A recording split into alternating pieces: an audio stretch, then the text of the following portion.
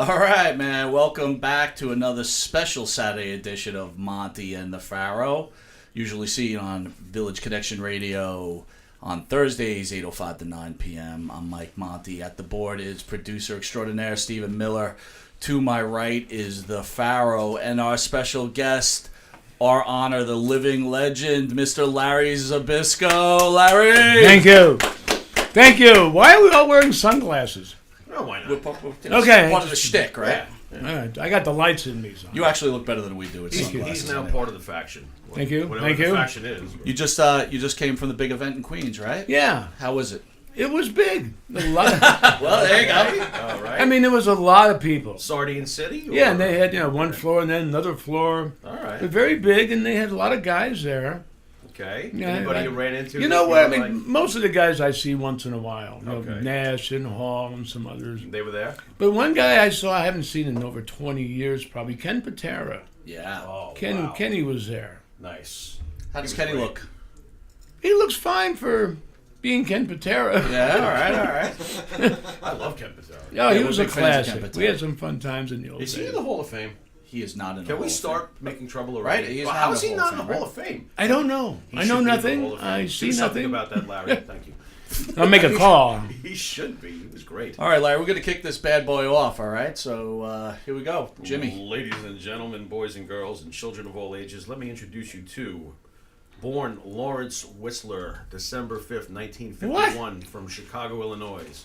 Well, that's what they say. You don't have to confirm this, okay? Is I that deny that. an untruth? It could be. Better known by the ring name Larry Zbyszko, 5 feet 11, 233 listed, ladies and gentlemen, a former AWA heavyweight champion, 2 times former AWA America's heavyweight champion, AWA Superstars of Wrestling World Heavyweight Championship, AWA Six-Man Tag Team Championship.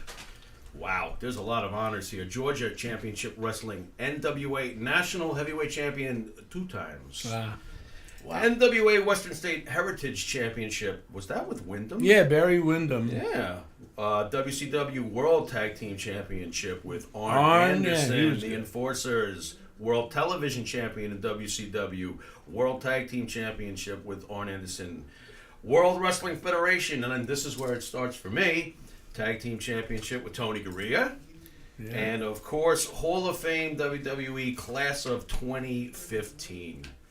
Man, oh man, that is some resume. Glad the world didn't end in 2012. I wouldn't have made it. Oh, my God, imagine. This is true. Also, PWI, Most Hated Wrestler. Oh, yes. 1980. Most Yes. hated. And Feud of the Year with Bruno Sammartino, 1980 PWI. Absolutely. What didn't he do in 1980? Really, Larry, what haven't you done in the world of professional wrestling? You know what? I guess I kind of had a lucky career and did a lot of it. Because not only did I get the wrestling in, but when guys my age getting over 40, and getting the knee surgeries and the promoters looking at younger guys and new guys, I fell into a beautiful position by accident, not wanting to, doing the broadcasting. Yeah. So then throughout the whole 90s, I did 10 years of broadcasting, which gave me a connection to a whole new couple generations of younger fans. And pulled off a couple classics with Regal and, of course, the New World Order against Hall and Bischoff, saving Nitro. And it was good. So I kind of lucked out and didn't plan on becoming a broadcaster. I'll tell you that story. But it's been a great career. It certainly has. Real quick, you've always been good on the mic. Since you're talking about the broadcast, so we'll jump way ahead and then we'll come back. Ah, good. All right. So, are you who offers you the position as a broadcaster, and do you feel you're capable of handling the mic? Right? Because in WCW, you're following the likes of Gordon Soley, for example. Oh yeah. Right? So that's got to I be mean, JR and Shivani were great, both of them. I mean, they were great. And, Do you feel Shivani's underrated? oh, probably. I mean, if anybody doesn't think Tony's great, they're I thought nuts. Tony- Tony was great. Tony could relay excitement in his voice. He was really and good. his sound. He was great to work with. Great guy. Yeah, they were both great. JR, Tony, Gordon. I started broadcasting. I worked with Gordon a little bit. He was funny. It was a good time. Did you have to work on your style, or did you pretty much? You know what? I was blessed, I guess, with the gift of Gift of gab. Gab. And I learned the secret of psychology from the old timers of how to talk, in character. But it came easy to me. And I remember doing the broadcasting, I had a little tape recorder with me. And if I went, or even interviews during my career, I'd be going down the road listening to music and I'd hear some song, The Stairway to Heaven. Well, I'd make a little note in my mind on my recorder. Hey, Stairway to Heaven, you went to climb the Stairway to Heaven, Bach, Winkle, I'm going to be, Right. And I'd make a note and I'd come up and think about it. And then by the time the interviews came, I had this all big interview in my head already about getting to Larry Land, trying to climb that Stairway to Heaven, and take little things here and there. Sure. Well, who offers you the position of broadcaster? Well, I was Indian Forces, me and Arn, whatever year that was. And I wasn't big on tag teaming. Singles, I liked singles better. Bigger star, more money. I liked working myself, Yeah. Okay. But Arn and me wound up tag teaming. And again, I was about 40, so I was starting to... And Arn was great. I mean, me and Arn clicked. And even in those days when people were starting to chant boring and clotheslines were becoming a dime a dozen, me and Arn would walk out and the crowd would go, whoa! I mean, you could feel the heat. I mean, So You complimented each other. Arn was great, and they complimented each other. Arn was great to do tags, especially being around 40. So I enjoyed that, but then it became the Dangerous Alliance. And the politics changed. Bill Watts came in, started messing everything up. He's your favorite. No, You love Bill Watts. No, he's a goof. I know you He don't. admits it, and he's proud of himself. He's Right. proud to be an asshole. Right. There you So go. we had some I've heard this. Yeah. we had some classic run-ins, but it worked out okay. Okay. But in those times, a Dangerous Alliance, I didn't want to be in a group, and Bill Watts wanted the new guys to come in like Eric Watts and beat everybody up. Oh boy. So I lucked out and had a little cartilage tear in my knee. So I went, time out.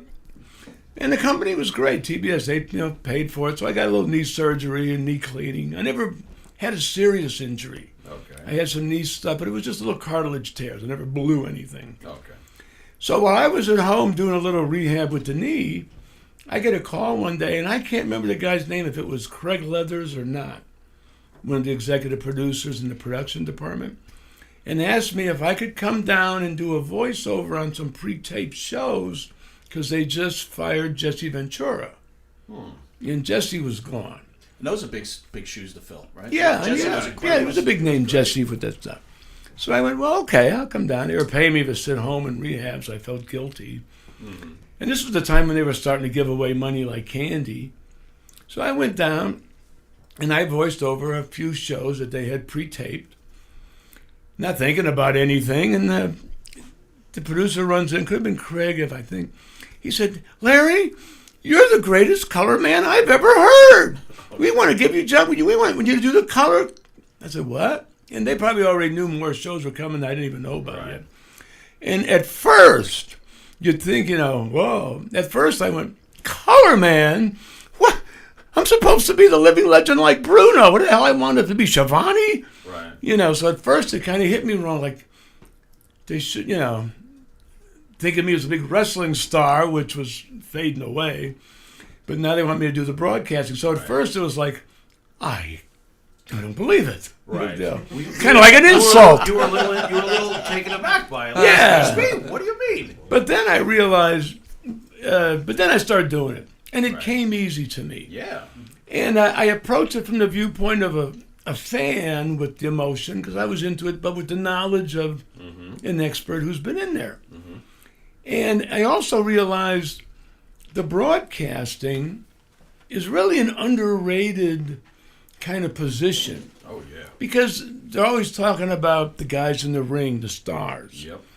And I was telling some of even the newer broadcasters starting off, giving them some points, but the broadcaster's job is really a very important job because they bring everything to life, all the hard work, the production, the injuries, the action. If the announcers aren't with it, they can be just as critical as the match magic itself. Yeah, so the announcing is really an important job, and I was lucky it came easy to me. Right. And I had to drop really the Larry Zbyszko persona of being the complete a-hole. Otherwise, because You know what, though? You didn't lose your edge. Well, no, yeah, I You managed didn't to do lose your that. edge, though. Yeah. You might have taken something off the bad guy fastball, perhaps, but you did not lose your edge. Yeah. And I think what's forgotten about, or not given enough credit, I won't say forgotten, but not given enough credit, is that when the NWO was first starting and didn't really have that definitive face of criticism against them, you were that face. Yeah. You were the guy that was supplying the heat through your commentary towards the NWO. I thought that was the great New World stuff. Order. Absolutely. Odor. There you go. You were murdering them week after week. You were giving them as much heat as they were generating. You were Yeah. helping. So You were adding. Larry, It was when you were great. announcing, did you have the truck chirping in your ear, or it was total No, shoot? you know what? They would never say anything to me. Well, imagine that. And I would find out later. And then they told me, they said, Larry, you're better under pressure. Yeah. And they would do things to me like, not on purpose, but they wouldn't tell me anything on purpose. And Shivani would say something like, we have a new guy in, and Norman Smiley. And Tony would go, he's got him by the ropes, Larry, and he's doing his thing. What do you call that? And he'd leave me hanging. The big wiggle. And I went, just out of the blue, I look, I'm going, the big wiggle? The big that was wiggle! you! Oh, my God. So That was you? Yeah, that was me. That's hilarious. It just, he took that and ran with it. yeah, and Cut you a check afterwards? it became his Oh, thing. my God. It certainly did. And but that was, Tony just said that and left me hanging on the live TV, but that popped in there. Right. So I took it as a compliment. Under pressure, I was good. And then after I realized, what an important job this really was. Right. And then being 45, and then 48, and then 50, I realized, gee, I'm getting more publicity than anybody, and I'm not getting Great hurt. with it. They're giving me more money than when I It's wrestled. his second career, right? I mean, Yeah, and in some ways, yeah, it's great. it was. It worked. So it worked out great. I can't complain. And then the whole career winding up with the ending the way it did with the Hall of Fame. It was the perfect ending to a great dream. Well, with every ending, there's a beginning. So let's go to the beginning a little Nice. bit. What makes you want to become a professional wrestler? How do you decide, look, this is what How I do want I to say? It was in me. I moved from Chicago to Pittsburgh. I was like 13. Are you a Steelers fan? No, I never watch. I don't watch. Interesting. I don't watch sports. Interesting. You went to Penn State, though, right? Yeah, Interesting. I didn't care. Not big on I just sports, didn't want to though. get drafted. I wanted to be a wrestler. Okay. But I wasn't going to Vietnam, so I went to Penn State. Yeah, good. They offered me a scholarship to go. Okay. But I hated college anyway. Fair I wanted to be a wrestler. When I was a kid, first moved to Pittsburgh, first time I saw wrestling. Chili Billy Cardilli and the wrestlers, and the big hero was Bruno. And I went, my God, and he became my hero. And it wasn't just Bruno, it was the fact that good triumphed over evil. Right. It was the good guy beating the snot out of the bad guy. Right. Which, when I was a kid, even the TV shows, the good guys always outdid the Sure. bad guys. The good guys were cool, not the bad guys. Right. It got reversed later. It sure did. But, so that intrigued me, justice and beat up the bad guys and be a hero like Bruno. Sure. And so he became my hero. And when I was 16 and started driving, I found out where he lived. He lived 4 or 5 miles down the road from me. Okay. And I would drive that way. I'd make a turn a little before the normal turn to go by his house. Okay. And one time I drove by his house. I saw him in the backyard one summer day. And it was hard to see because he had these big-ass hedges Okay. That makes around sense. his property. With A little privacy for Bruno. Okay. yeah, but I could barely see him. He was standing Not by. enough. Yeah, not enough. He didn't get away. Not for Larry the Stalker. Yeah, I'm stalking this guy. Oh my God! Okay, so and in the days before GPS, he found his house. I'm Yeah, impressed. well, my mother worked did some volunteer work at a school where his kid went to school, and she Okay, gave me the there you ad. go. There you go. There's the connection. Yeah, so mom Okay. helped. All right, so, So- you see Bruno. I see him. I couldn't help it. I stopped the car and I start crawling through these hedges. I love it. This is great. Okay. Crawl through the hedges was full of cuts and stickers. That's great. Bugs. 16-year-old little kid with pimples. I'm coming through this guy's yard, and Bruno looks at me, and I don't know how he kept a straight face. And in his prime, he was awesome looking. I mean, like a gorilla that shaved. Sure. I mean, Sure. And I don't believe I was walking up to this guy through his yard, and he was standing there. Long story short, I introduced myself, was very polite, and he was very, like, a nice guy. It's amazing. I mean, very nice guy. You know, he didn't, you know, but this is the kind of guy Bruno was. And that happened a couple times. Once in a while I'd see him, I'd stop by, and it got to me, and we talked. Then he found out about my wrestling amateur career, and that impressed him. And then I started working out with him in his basement with the weights and doing his workouts. How'd that feel the first time he said to you, why don't you come over? I must have been like... Yeah, well, I had a mentor. Yeah. And the silly thing was, starting with Bruno as my mentor in the business, and me being 21 and just young and dumb, I had no idea of the power of the politics that I could have, or that he had, and how it worked. But, you know, being Bruno's protege made me really kind of an instant somebody in the business that was very tough. And I didn't even realize at that time that the political thing where all the guys in those days that didn't want you in the business, you know, the old timers, so they could have a job, you know, Strongbow and Skolin and Monsoon. Did you find resistance from Strongbow? No, they all loved me. I've heard other stories about Chief Jay. They all love you that's because the thing. you were Bruno. They all loved me. You had They the all Bruno went out of thing, their right. way to teach me psychology, and they taught me how to work by the best guys that wouldn't tell anybody else. Right. Well, so Larry, But not to because make I was Bruno's pro, I didn't realize why everybody's being so nice. Right. not to make this about Strongbow. We had Lanny Poffo in about 2 months ago. Or whatever. Yeah, something and like he said that. Strongbow used to give a lot of the new guys a hard time and purposely try to screw around with their career. Did you see that going on? No, because I wasn't there. I mean, after the early 80s, I left. Okay. When Jay became more like an agent, so I really don't know. But Jay was a business guy. So, I mean, there's a lot of guys in the business that could come into business that shouldn't be in the business, as far as I was concerned, or guys like Strongbow. Mm-hmm. You know, so if he would look at you and go, "What the hell are you even doing here?" Right. You know. What? I mean, there's some guys now that I don't know why they're there. Let me ask you this: with the passing of Bruno, how'd that affect you personally? Oh God, I was sad. I'm still sad. I mean, I still miss him. I scrolled down my phone to call somebody. I'll see Bruno's name. Wow. I can still hear his voice. I mean, we were close for 50 years.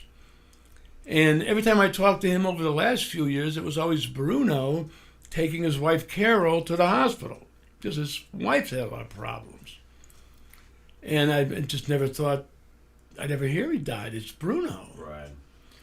But it was very. I got choked up. I could hardly talk. So you didn't know he had medical issues? Well, I knew some things were going, and he had some heart issues, and then I heard he was. And I tried to call him. No call. I talked to his kid Daryl, and Bruno's in the hospital, and hopefully he's going to recover, but he's having some trouble. So I knew something was not good. And then I heard, he didn't make it. Yeah, that was a sad day. And then talk about sadness. Then last week, one of his sons died. Yes, I did hear about Danny. And poor Carol. I mean, she's got to be in the. Do you keep in touch with Carol? Check in on her? Well, I used to when I call Bruno, but I don't call Carol. Right. Let me ask you this: art imitating life.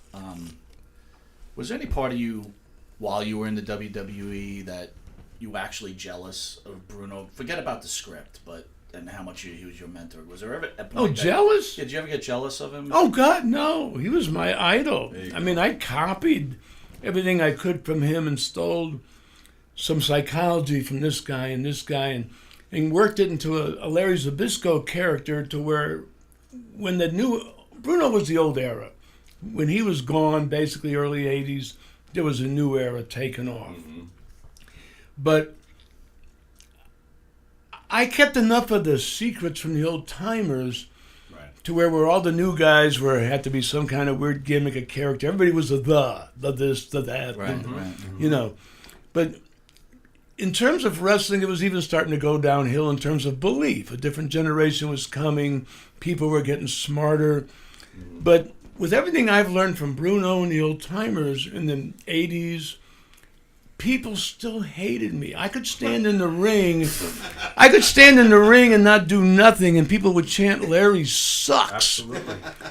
And I knew. So the bottom line, basically, no matter what they thought of wrestling, people believed Larry Zbyszko in real life was an a-hole. Yep. And that's that's how I got him. And if I can tell the story, it is now the summer of 1980. I'm in junior high with my partner here. And after many, many months of begging for my own little black and white TV, I finally get one. And when my father gives it to me, he says the magic words, "I won't tell Mom you're watching Saturday Night Wrestling." Because it was on at midnight. I wasn't supposed to be up that late. So here I am. I finally have my own TV. It's the summer. My grades were good enough. I win. And I start watching. And my timing is perfect because I always wanted to see wrestling on a regular basis. And now I can. And along comes this good guy. And he's a really good guy. Larry Zbyszko. And I like him. And I'm watching. And he's like, I can't get out of the shadow of Bruno unless he faces me. I'm respectfully asking for a match. And I'm saying to myself, he's a nice guy. Give him his match. Bruno will do it. Bruno's a good guy. And I'm 12 years old. I am eating this up. And Larry has the match with Bruno. And I'm sitting there. I'm torn because I like both of them. And Larry Zbyszko can't seem to outwit his mentor and goes crazy and slams him over the head with a chair.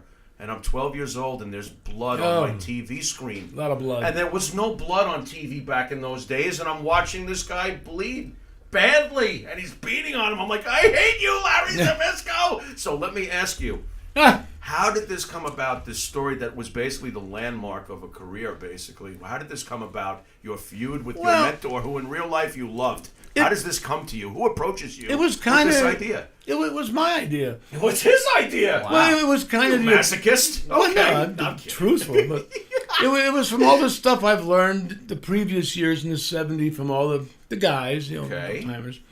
And at that point, Bruno broke his neck a little earlier with Stan Hansen, and he retired. He said, "I can't take it anymore." Okay. He was doing the broadcasting with Vince, and in the meantime, I think Backlund was the champion. There's some Billy Graham. Mm-hmm. But the reality was, after Bruno, the audience wasn't ready for Bruno to leave yet. He was just so beloved. Yeah. And the business was not drawing. It was starting to go down and down because Bruno wasn't wrestling anymore. Okay.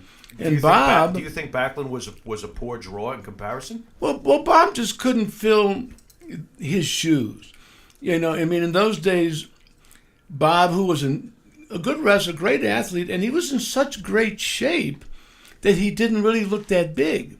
He was, like in such great physical condition, but he didn't look like a gorilla. Okay. So people were used to seeing Bruno versus Ivan Koloff or Professor Tanaka or Killer Kowalski.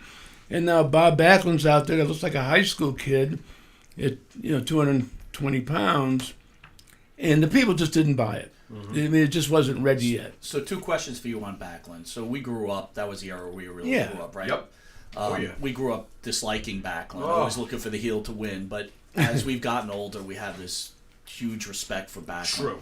But I've heard you in the past on some other interviews saying that, 2 questions for you, that you felt that Bob almost bankrupted the WWE. Is that why did if you felt that way, why did Senior feel like he had to keep the strap on Backlund? Oh, well, I don't know, and I don't know about the bankruptcy thing. I know that the business was going down and down. Fair. And I also knew that the way the business was in those days, Vince McMahon Sr. and he had a couple partners, but they were also involved in other things. They financed boxers. They were at the horse track. I mean, they were promoters. But if their wrestling business went down, that hurt them. So they, would do whatever they could to make the most money they, could. And it was a time I saw business going down. I knew the people were ready to not accept the fact Bruno's done. Mm-hmm. And I was a kid who was known as Bruno's protege. Right. Even though the promoters would say, hey, what's that kid's name? Bruno's protege. Oh, Larry, maybe we'll bring him in. So I said, I knew whoever could talk Bruno back into the ring for one more thing would become a big star. Plus all the publicity came out of New York in the magazines. So if I could get Bruno to do this, it would make my career. Yep. So here's a poor guy, broke his neck recently. Did I care? No! Nice. But I was taught not to care. I was taught to do what was good for business. And I realized, for me, good business, if I get back in the ring with Bruno or anybody, I would be the guy. So you go to Bruno first. So I took a long shot and went to Bruno because nothing's going to happen. Did you go through the weeds on the side of the house? No. Low crawl. This is a big favor. He might have to crawl up on this one. I don't know. No, I just ran it past him. And, Okay. And he thought about it for a while. Okay. Because but then... How long's a while? Were you No, maybe squirming for a week or two? maybe like a month or so. And then, That's a long while. and then finally he came up with a way to do it. I mean, it was Okay. my idea, So he was but thinking about it. Bruno Nice. was the one that... Okay. And along with that was the secret of programming. Yeah.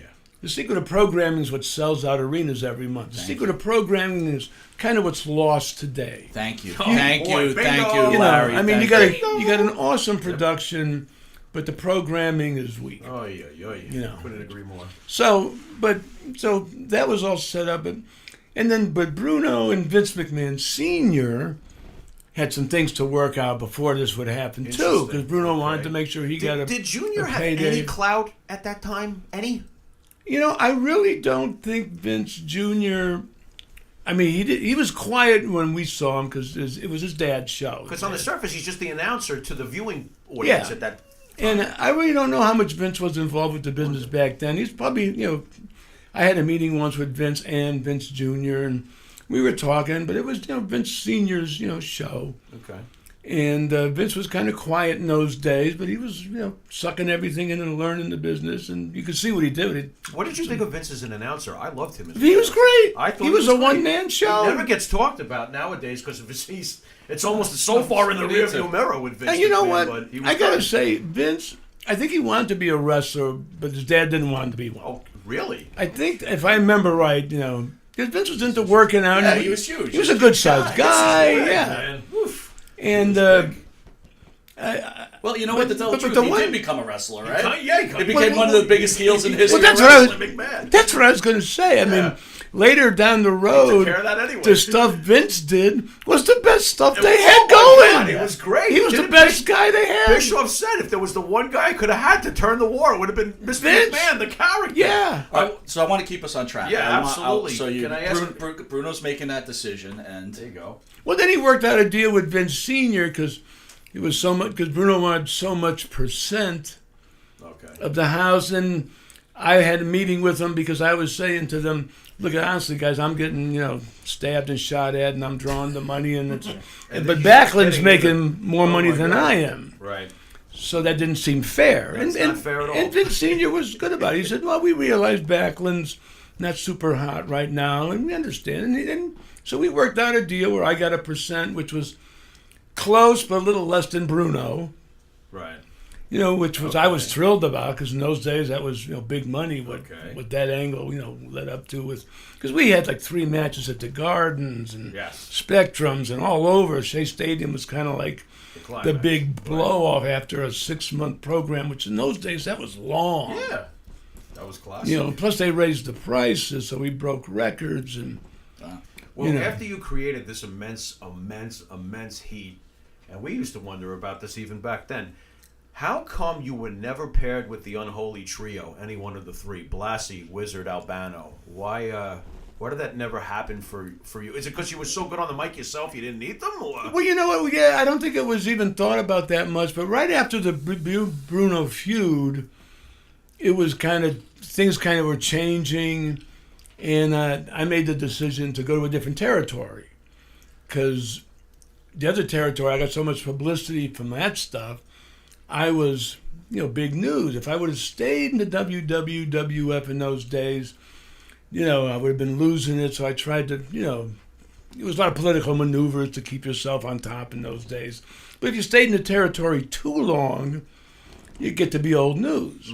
So if you got really hot in one place. well, the WWE or the WWF, they were face. The champions were always the face. So you were amazing heel.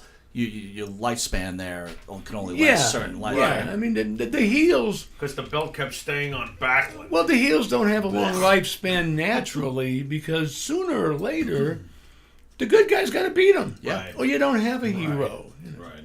Which is different from the NWA, right? Because the bad guys are one Yeah, Ric Flair the was heels the face, and he was always a bad guy. So real quick, we know you leave the face of the company. We know you leave the WWE. What was it like working for Vince Sr.? I know you really didn't work for Junior, but can you tell us maybe the difference between the two? The thing, because I was young at the time, I really didn't deal with Vince Sr. like a top guy would deal with him. Bruno was taking care of all that, and I was kind of caught in the middle of Bruno and Vince Sr. So Bruno's almost like your negotiator. Well, Bruno was telling me what to do with some things, too, because I didn't know. Sure. Did Bruno ever call you on the phone or come to your house and complain about Senior, taking advantage of him? No, we talk on the phone, and it was never a taking advantage of. It's the way the business was. Mm-hmm. If you didn't speak up for your money, you'd get what they give you. And if you spoke, but if you stood up for yourself, they may be pissed about it for a day or two, but they had more respect for you because they knew you were a sharp guy like they were. If you were stupid, they took advantage of you. Okay, go ahead. Here's your $40. So speaking of that, we have a show on Sundays, the Evan Ginsberg Show, from 11 to 1 o'clock. He'll be on with a couple of guests tomorrow. He's a big proponent that Vince, at this point in his company, should be taking care of the older wrestlers and helping them out. Can you weigh in now? Now. So medical pensions for guys who worked 30 years ago. So my point, I guess my question to you is, be anything like that why didn't you guys try to unionize? And two, do you believe that you were taken care of well enough that was up to you to make sure that your retirement was the business was an individual thing in the old day. I don't know if the company given a pension because no one ever paid into a pension. Right. Okay. So it's not like they had pension plans. Do you think it's an individual business today? Well, yeah, in a different way. In my days we had territories. So you can go to one territory and make as much as you could, and before they buried you, you went to a new one. Until you kept having a place to go to make money. Nowadays, to make big money and be a big star, it's really the WWE. So you have to be smart enough and good enough to get over with the crowd enough so the WWE wants to keep you. Some guys have been there a long time. Some guys, don't make it a long time. Some guys get hurt. Some guys shouldn't be there. Right. Yeah. When you left Vince, you went on to the NWA. Was this culture shock for you? And also, you followed it up by going to the AWA. In a span of 6 years, you basically crossed over the big three. WWF, NWA, and AWA. What was the difference between the three promotions, and was it culture shock going from one to the other? Well, it wasn't culture shock for me. It worked out. It was probably more culture shock for guys going up to the new WWF. But aren't you? Well, how about going into the NWA and you're no longer with Bruno? Well, that was what I was going to say. That dynamic you're not is under no that ring there. of protection. Well, but here's the thing.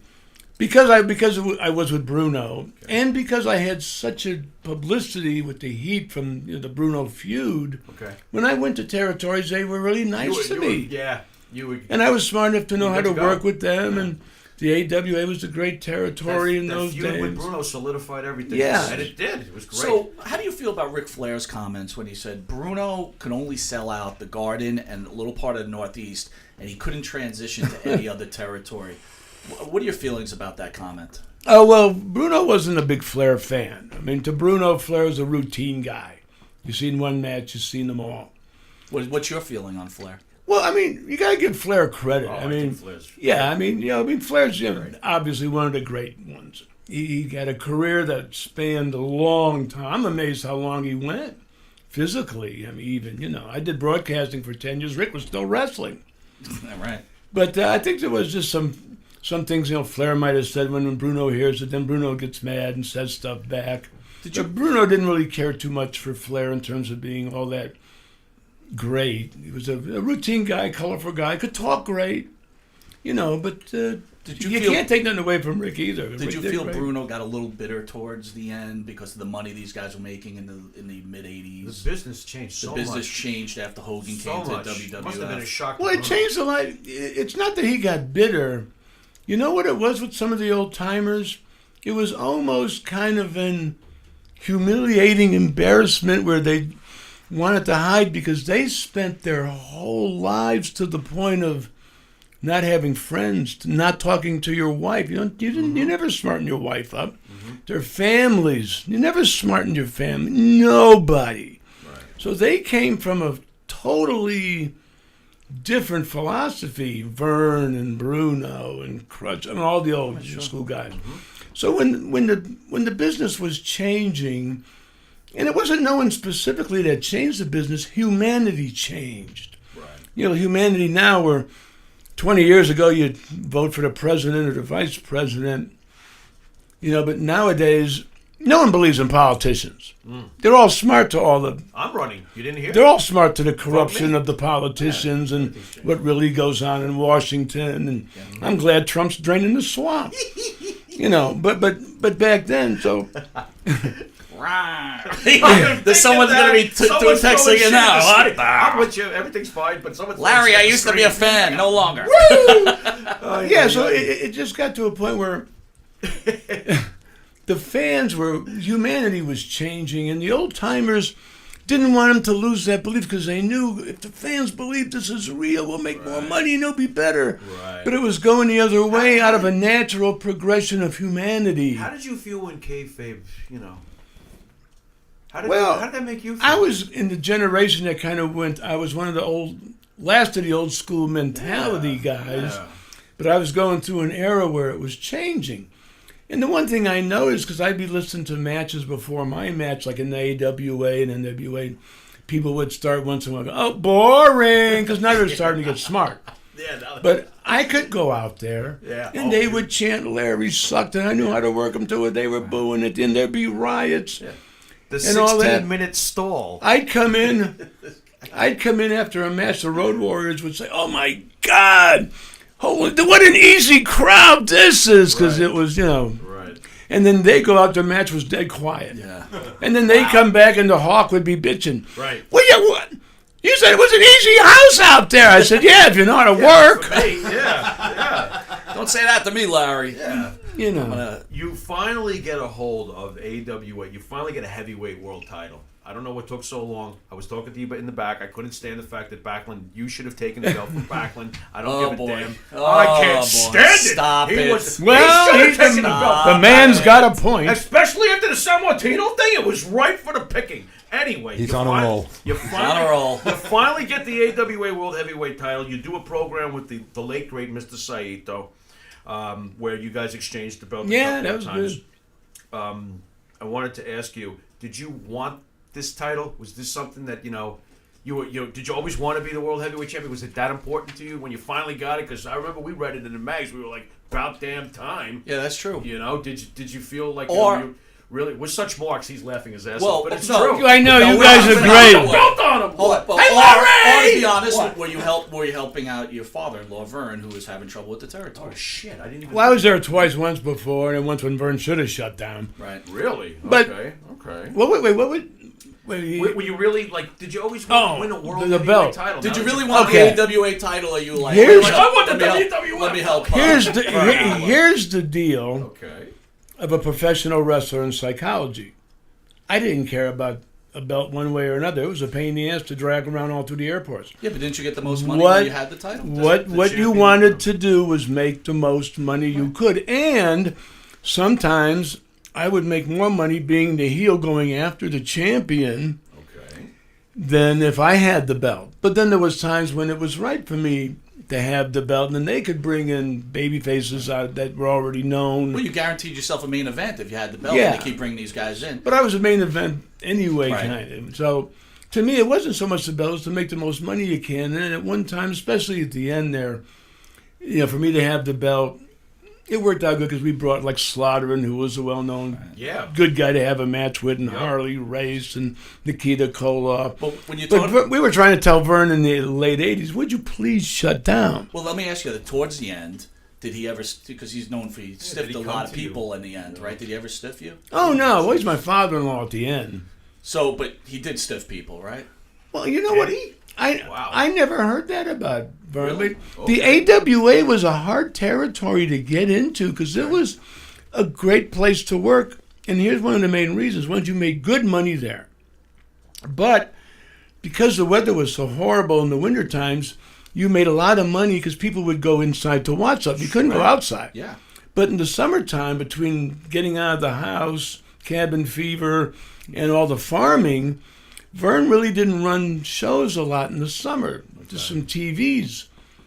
So in the summertime, you really had a nice kind of 3-month semi-vacation where you still made money, but then in the winter it was a gold mine. So it was a great territory, to be in, and not easy to get in. But did it make sense to you what Vern was trying to do, trying to battle back against? No, he wasn't doing it right. Did you try to talk to him and say you're doing the wrong thing here? You're making a mistake. You should do that. Yeah, some guys tried. How about you? Did you try? Well, yeah, you're in the household that breaking bread. Yeah, Thanksgiving, no, I tried. Right? I mean, but he just had. Yeah, I mean, and talent-wise, they had the new era going with the Macho and the Hulk and the Hot Rod and the Superfly and everybody else. And Vern, after 25 years, still has... Palomo, don't forget Salvatore Palomo. Still have Nick Bockwinkel and Greg Gunn. So he needed some new stuff, and it just wasn't... Yeah. And old-school promoters like Vern and the Crockett's, they were happy with what they had. They made a mint with their territories. Yeah. But Vince, he was the young guy of the crew, and he saw the new era coming. He saw the nationwide, and they didn't want to change, but it was now a new era, and Vince saw it, and it was his turn. He was the new promoter. Yep. And the other guys were, they lived their life. And he had the balls to do it. But he saw it coming, and he did. Let me tell you, there should be a statue of Vince with Bruno and Andre. Absolutely. I agree with that. I mean, if people knew some of the risks he took to make the company big, I mean, how many times he put his house. He risked everything. I mean, Vince is one of the greatest promoters ever. And I actually think it was very... It was ballsy. Potentially dangerous what he was trying to do. Like, getting... I bet you he got his share of death threats, trying to, branch the product out across the country and then the world. Well, I don't think about that because the promoters didn't know, but just the chances he took with getting Mania off the ground by, putting up his house for, collateral. So at if that Mania point, didn't draw, he would have lost everything. When Mania was coming out, at that point, are you thinking, man, I got to get back there, or... Well, I wasn't really... I was kind of happy where I was all the time. 'Cause I was making money, having a good time. And the WWE had all their characters, so they were kind of full. And if I went in there, I could see them not really using me as a top guy because they had, at that time, their top guys. So it was better for me to just protect yourself. Go back and forth between AWA and the NWA. Here's a weird one for you. I wanted to ask you what your favorite match in the AWA was, but that's not the weird part. I wanted to ask you about boxing Scott Ledoux. Oh, that was a classic. That was a classic. I mean, Scott was a... How did that happen? Why Scott Ledoux? I don't know, but they've had a couple over time, with Ali versus Inoki. And you have to train a little bit for that one? Or? Yeah, I took him in the ring a little bit. But Scott did a hell of a job, I thought. I mean, I watched it one time, and when you look at it, you'll swear to God that was real. It's a little better than Piper and... I don't. That's a great fight. But I thought the thing with Ledoux came off really good in the ring. Scott did a good job. I thought you both came off good in that match. But I was so good I could work with a broom. Wow. It's like AJ Styles. AJ Styles could wrestle a broom. He could. He could. What was your favorite AWA match, if I can ask? How about the program with Slaughter, perhaps? Or maybe when... Oh, God. Didn't you retire Bockwinkel as well as Bruno? We know about you. Oh, yeah, of course I did. Yeah, there you go. You have a favorite one from that promotion? You know what? I mean, there was a bunch of classic favorite ones, but I got a few big compliments over the careers from Luthez one time and one from Bockwinkel. I remember me and Sergeant Slaughter had a match in Chicago. And I'm trying to think what the exact comment was. But we came back, and Nick Bockwinkel came up to me, and he says, Larry, that was the greatest match I've ever seen. I mean, and I had a match with one guy, Scott Casey, a cowboy, one time in Texas some years ago, and Luthez was the special referee. And after the match, Luthez came up to me and said, Larry, and I didn't know the guy. He said, you're the greatest wrestling heel I've ever seen. And that was like one of the biggest compliments. Harley Race told me one time it was the best hour of Broadway he ever saw, me and Tommy Rich. These are big names. Larry, so I felt really good about it. Was there one guy that you just couldn't work with? It was just as great as you are that you weren't able to make it work? Not that I really worked with. I mean, if they were that horrible, I'd work around them. Okay. You know, I mean... Anyone you dreaded, like, finding out you were facing? I know it's hard to throw people. Not to be honest with you, there wasn't, because I was so good at... There you go. If they were an a-hole, I already worked them, that they think I liked them, but in the ring I could do things, and I could really wrestle too, so I could do some things. And Absolutely. All right, Larry, I'm going to ask you this question because this is my favorite question. Uh-oh. What is your biggest payday? Oh, that is his favorite question. I do. Look, you don't have to You give me got an exact Valentine to number, answer but it. maybe it could give me. But everybody's answer with some form or another. Some form or another. And what event was it? I'm trying to think. I mean, for the day... Was it Jay? Because with the biggest money, I mean, the WCW contract. Yeah, that's big money. Yeah, there sure. we go. But that was... But, for the year, though, you get a contract for a year, $350, $400,000 for working a day a week and all the benefits. Ooh-wee. Sign me up. Yeah, no kidding. And I was insulted at first. What? You want me to what? Work one day? Are you kidding me? Yeah, I do Nitro, and then I This do is another ridiculous. Day. A day and a half a week. What the hell is How this? dare you? How dare you? know who I am? Colossal gall of you, Mr. Turner. And I want a pension on top of that. Yeah, it was my And pension. medical. Yeah. Meanwhile, Bruno, take the job, Larry. Yeah. That's great. Oh, what were we talking about? Biggest payday for an event that you... I mean, for a one-night deal. I mean, Yeah. Shea Stadium was big for its day. Okay. But I think the biggest one I made was $30,000 for the one shot. Nice. That was the Japan thing with me and Saida. Really? I think Wow. if I remember right, Japan. that was match. $30,000 cash, and you'd come back to Sweet. the country with $30,000 stuck in a money belt. That's pretty Telling funny. customs, do you have 5,000 on you? Oh, certainly not. No, I know. Oh It's my like, I have God, that's 1,200 in funny. T-shirts, sir. Yeah. that Thank is you. great. Great. And back then, the guys, you could get, a Rolex that would be $5,000 here would be $300 in Japan, because in those days the yen was so different. Sure. So you'd have guys coming back with 10 Rolexes they spent $1,000 on, selling them for $30,000 to people. Can you tell us a little bit about maybe some experience with Andre the Giant that you might have had? Oh God, Andre, yeah, a good friend of mine. We traveled a bunch, especially in Japan. But it was a classic with Andre. Nice guy. We played cribbage a lot. We played cards. But it was always an interesting story.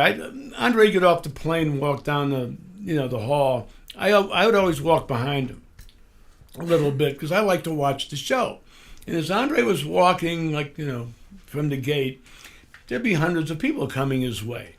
And they'd all walk by him, but not look at him like he wasn't even there. Even though, Dude, he's there. But as soon as he took 2 or 3 steps past him, everybody stopped and turned around. So as Andre's walking down, people are coming like nothing's happening. As soon as he leaves, now you got 100 people all turning around, looking at him from the back going, oh my God. And stuff like that. One time, me and Gurria were following a little guy named Freddie. Freddie in Boston was a referee, a little skinny guy. But he had a big beat-up car with a broken seat that Andre could fit in. So we put Andre in Freddie's car. Freddie was driving, and me and Gurria were following him to the building. And Freddie pulls up to the stop sign, kind of a rainy, drizzly day. And for some reason, Freddie pulls out of the stop sign, makes a turn. Someone comes along and hits Freddie in the bumper. Boom, they have like a little bumper bender in the road. Okay. So the one car skids and stops. Me and Tony are sitting in the car looking at this, and little skinny Freddie gets out of the car, and the guy sees Freddie gets out of his car and starts walking over to little Freddie, rolling up his sleeves. Oh boy. You stupid son of a bitchin' Oh, my kid! God. As he's saying this, the door opens, and all of a sudden, there's a gigantic afro Yeah. that exploded bigger than the door of The the afro's car. bigger than the average sized person. Yeah. Alone. Go on. We popped up. Andre started getting up. By the time the guy got to the back of the car, Andre stands up, and the guy looks up and he starts rolling his sleeves down, going, "You've got to be kidding me!" Oh, and he runs back to his car and shuts it and sits there because they're waiting for the cops because there was no cell phones or nothing back You want a then. peanut? Oh my But God. it was always something like that with Andre. I love it, man. Oh, my God. How about your opinion on Hulk Hogan while we're on it? The Hulk? Yeah. Hey, you can't take anybody that managed to become a big star in this business. You can't take anything away You from think he him. should be forgiven already? Enough is enough? Or Well, I really don't know what the story was. Right. But it has something to do with a racial crack or something? Somebody taped him a bunch of years back, and then they tried to make money off it, and then they got their asses sued, and then they lost, and now Hogan is basically dealing with the damaged leftover residue of the whole incident. And, Yeah, I mean, how was that? Did I describe it? I mean, to be honest with you, you can't take nothing away from the Hulk because he had an era. You know, I mean, him and some other guys. I mean, you can take what he says with a grain of salt because, you know, it took Hulk and Macho and Piper and Snuka and Andre to sell out what one Bruno would if they sold out. You know, so. But I think at the end of his career, Hulk was getting maybe, I don't know, too grand. He was doing some things that were so silly. Like, didn't he do some, like, it was a thing where, like, who's that chick with the big giant ass? Kardashian? Yeah. It was in this thing. What's horrible? I don't even know what the big deal is. Anyway. I'm kind of with him on this. Yeah, no kidding. Yeah, it's overrated, I'll tell you that. She's got a nice ass. Oh, it's so overrated. Nice. Go Like, on. you need to make her a billionaire, she's overrated. it's huge. Anyway. And that's just a turn off to me. I can't help it. They must really smell. So. That's awesome. But. You were saying? I forget now. I totally forgot. He was doing something with Kardashian. Hogan was doing something with Kardashian. Oh, no. $2,000 at Kardashian's. No, but back then everybody was releasing some stupid sex tape, like someone had sex and it was snuck out, and I think that was done on purpose with some of these showbiz people to get publicity. Yeah, and it looks to me like Hogan tried to do that same. Yeah, I don't think a lot of people want to see Hulk Hogan having sex, man. But then it's just the love spot. I think that was a total, and I think there was stuff he didn't need to do. Right. He really kind of hurt himself, is what he did. You know, in the 70s, I don't know how prevalent drugs were, but obviously in the 80s, that's when wrestling and drugs and human growth hormone, steroids, and everything else. You were in those locker rooms. Did you ever try to give these kids some advice, or you just just took care of yourself type of deal? Well, you know what? Like in the 70s when I started, there was no drugs. Right. Not even pot. And the guys I hung out with, Bruno, Dominic, I mean, there was no drugs. In your circle. I saw a little bit of pot in college. Right. Yeah, but I never got into the drug thing. I wanted to be a wrestler. And there was never any drugs around in the 70s. But then when I went down, but then the pot started coming around and people would smoke pot. But then I would see people that smoked pot were better to hang out with than the drunks because the drunks were always getting in fights and being nasty. And Imagine that. It was stupid, all that. Bret Hart said that. But then it wasn't, again, it's not so much the wrestling. It's wrestling makes the most money it can when it follows what goes on with the human race and where humanity is. Bingo. You know, Bruno was the American dream story of the immigrant starving that made a success in America, good guy. And then there was an era of starting with like the Terminator and Dave Draper and Arnold Schwarzenegger that had such an awesome look. Mm-hmm. You know, because the guys before them, Charles Atlas was 210 pounds. He looked like a starving geek next to Arnold or Dave Draper or some other guys they had.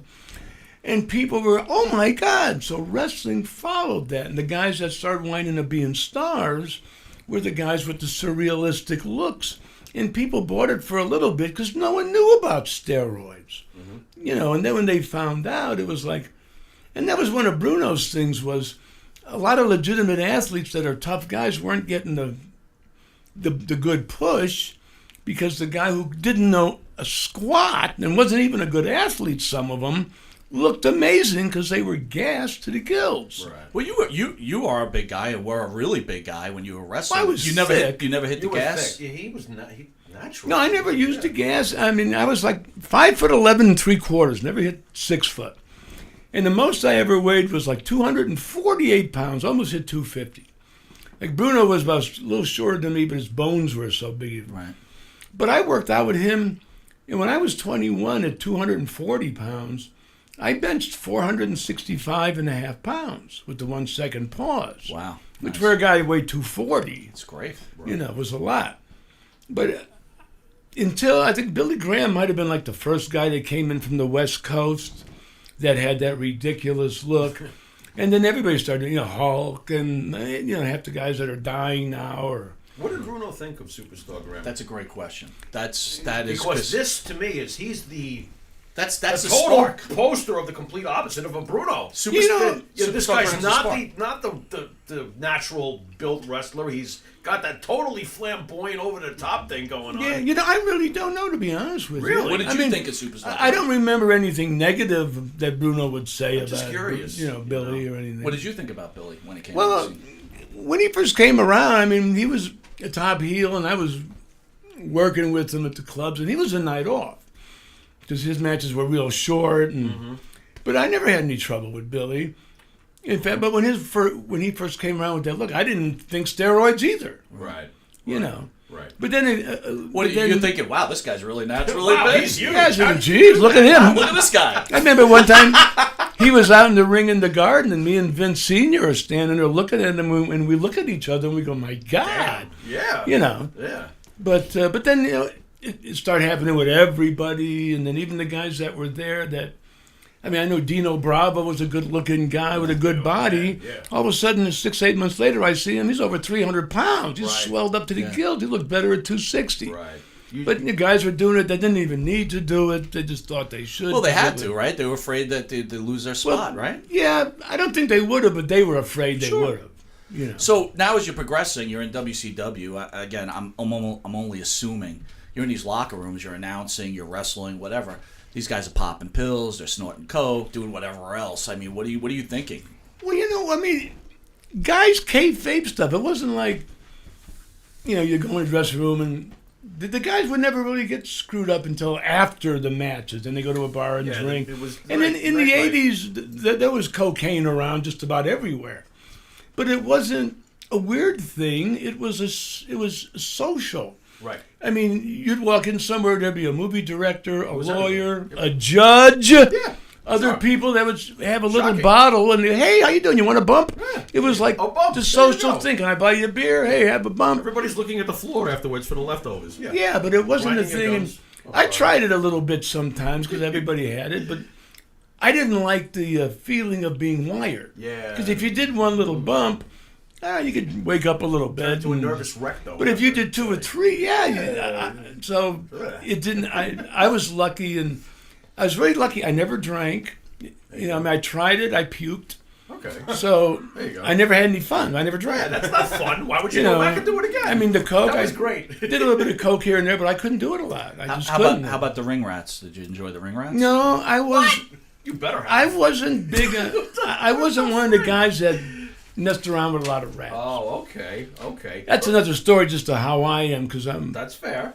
I couldn't touch nothing unless it was a 10. Oh, okay. There you So go. speaking As opposed to Monty, who goes for 5'2". Yeah, most listen, of the I'm like 2 to 3s work for me, man. Yeah. 5'2s are as good as a Oh 10, my right, God! Monty? Holy F on the report That's right. card. If you do the math, why not? Why not? That is brutal. Speaking of 10s, I don't know. Are you watching the product currently at all? Oh, yeah. Well, me and my buddy Terry, we watch it every week. Oh, there you go. Cool. Every How do Monday you- I go to his house, and his boys That's love cool. me. How do you like the women? And we watch it, so I know what's going on with their main I knew you'd get to flow the stuff. women. How do you How find do you the like the women women? today? Hey, well, I keep calling them divas, but I guess they're not divas anymore. No right? longer. Okay, I like the diva thing. Hey, some of them women are ridiculously athletic. Yeah. I mean, some of them are very impressive. I mean, Sure. A long way from Fabulous Moolah. Right? Oh yeah. No, I mean, Fabulous moolah. there's a few of them. I mean, Charlotte Flair She's amazing. is Yes. great. There's a chick, Alicia Fox, super He's not saying athletic the in name. What in about the Alexa ring. Bliss? Alexa Larry? Bliss. Well, Alexa Bliss just kind of started. She's been She's amazing, isn't she? well. I'm trying. I like Amanda. I mean, she's doing a good job. Alexa. Alexa, Amanda. whatever.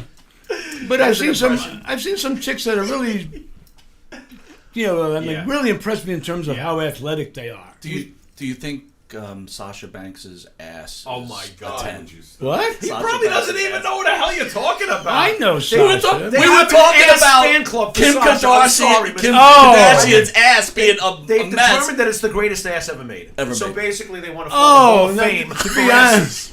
Did I get that in? Sasha Banks' ass should be the #1 bust in the ass Hall of Fame. That's what I said. I'm Last sorry, week on Mr. this. Yeah, it's a publicly traded company. I don't think you're allowed to. Oh, now he's You helping. cannot Okay, think go of ahead. someone's ass. I'll tell you a funny story. One time in Here we go. this was in WCW in the last days of WCW. last days, Yeah, okay. when they were already Everyone's running out ruined. the back door with their bounce The checks final on. days. And they had a Bischoff is screaming, come back. they had a Come on. censor there, and now they started with, for some reason, doing these stupid skits. Oh, God. I hate skits. Oh, God. But don't- Everybody does. Yeah. But they start doing the skits. So now you'd have a guy and you have a chick doing a skit with some guy and a camera guy, and he's zooming into like a shot of her butt, and all of a sudden then they had to stop so the TBS, a guy who kept it clean or whatever the rules, Standards and yeah, practices. standards, Yeah. would look at it, and he made this comment that I wet my pants. It was getting so stupid. He'd say, "Well, okay, you can shoot the ass, but you can't touch the ass." That's great. I said, "You got to be kidding! This business is going." My God. All right, Going, so going, we got to going. wrap it up. I will say though, if Sasha's ass ever gets into the WWE Hall of Fame, Larry, you will induct her. Induct the ass? I'm sorry, I'm already taken by her. No, please. Anyway, Come out of this.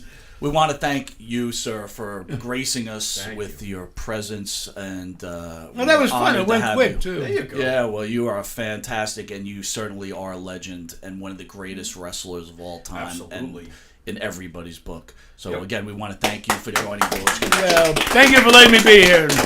Love y'all. All right, so this has been Monte the Pharaoh. Catch us Thursday from 8:05 to 9 p.m. We're back tomorrow with Abdullah the Butcher at Again. 1 to 2, and he'll be live in studio. And don't forget the Evan Ginsberg show. He has Hollywood on from the gorgeous ladies of wrestling. All right, anyway, I'm Mike Monte.